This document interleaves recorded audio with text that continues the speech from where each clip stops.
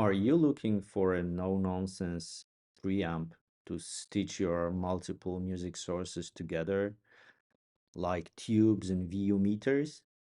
Well, you can look no farther because I have found exactly that at the price that will knock your socks off. So let's have a closer look at this little gem I dug out on the Aliexpress beach.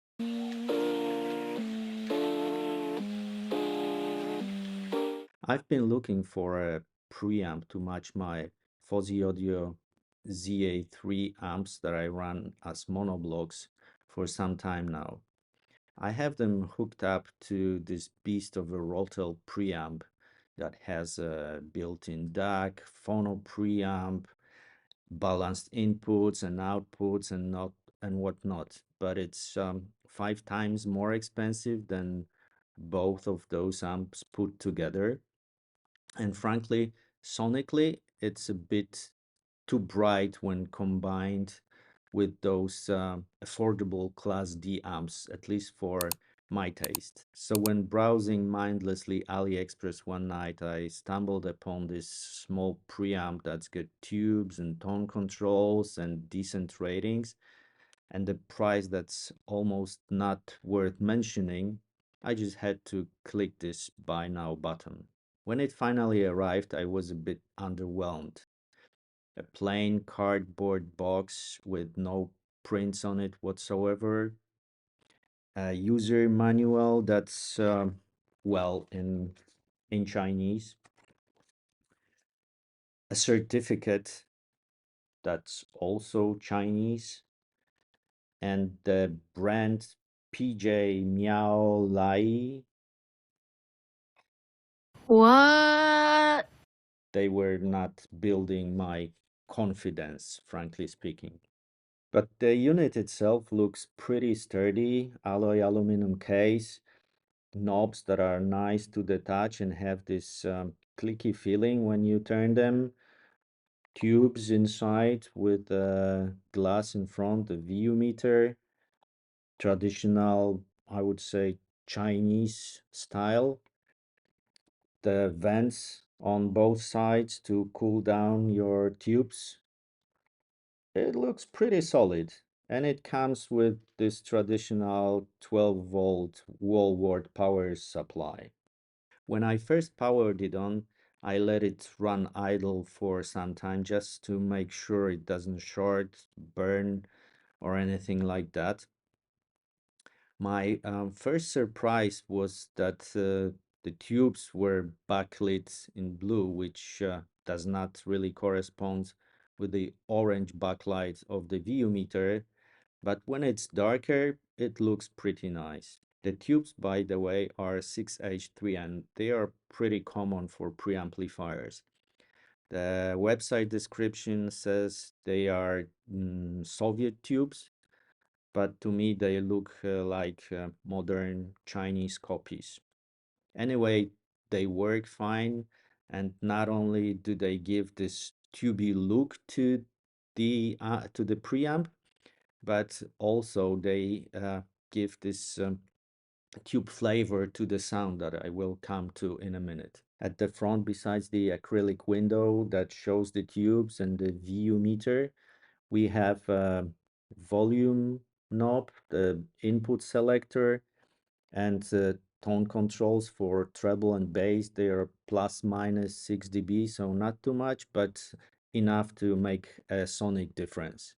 And there is also a 3.5 millimeter headphone jack because this also works as a headphone amp, and it works fine. On the back, we have the power input and the power on-off switch. We have 2 sets of RCA outs, so you can connect 2 different amplifiers or an amplifier and power speakers, and 4 sets of RCA ins. What would make this unit perfect, in my opinion, would be an output selector. So I could switch between those 3 different outputs. Right now, I guess they all work in parallel, but I haven't tested it. What is also missing is a remote control. but at this price, which I will tell you at the end because I don't want to spoil the fun, I don't mind. I just use the volume control in my DAC. The gear I paired it with were Fosi Audio ZA3 power amps working as monoblocs. I reviewed them recently, so I will link the review in the description below so you can have a look at my impressions. As speakers, I used Wharfdale Linton 85th Anniversary Edition. The DAC was SMSL SU8S and Blue Sound Node as the streamer. At no point did I feel that this little thing was holding other components of my system back. And I tested it with a variety of music from Miles Davis to Anne Brun with intense female vocals to Metallica accompanied by a Philharmonic Orchestra. As expected, or actually hoped, this preamp paired very well with the ZA3s. It took this affordable Class D edge off the sound and made it much easier to listen even during the longer sessions. At the same time, it did not in any way, at least not to my ears, limit the advantages of having two separate amps like channel separation, stereo imaging, or soundstage width. Finally, I decided to try the headphone amp out. I did not have my hopes high since the last time I bought a preamp headphone amp combo on the Aliexpress. The headphone section turned out to be unusable. You can see my review of this unit here or in the description below. But to my surprise, it was pretty good, even with not so easy to drive planar headphones like my Hi-Fiman Sundaras. It did very well. It might be thanks to the amp chip that it uses. It's Texas Instruments 5532. But to be totally frank, I'm not an expert in those chips, so I can't say for sure. What I can say though is that it sounded well and it drove all my headphones pretty well. And now for the best part.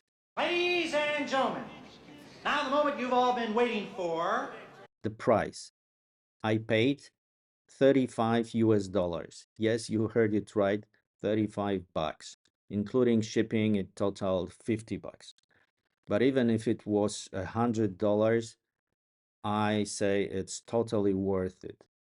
This little thing can be a center piece of your first audiophile setup if you like playing with separates and if you plan to change them often to experiment with your system, or it can play well on your desktop as the cool looking interface between your computer or your DAC and your active speakers and your headphones while you work.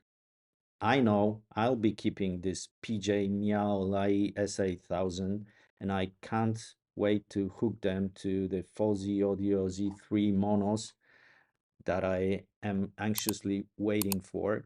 So if you want to know how this combination worked, make sure to subscribe to my channel. And if you found this review useful, hit that like button. You can also support my work and buy me a virtual vinyl through the Buy Me a Coffee link that I put in the description below. And since I mentioned vinyl, here is my recent review of the AIMA Phono stage that's also got some nice knobs to play with.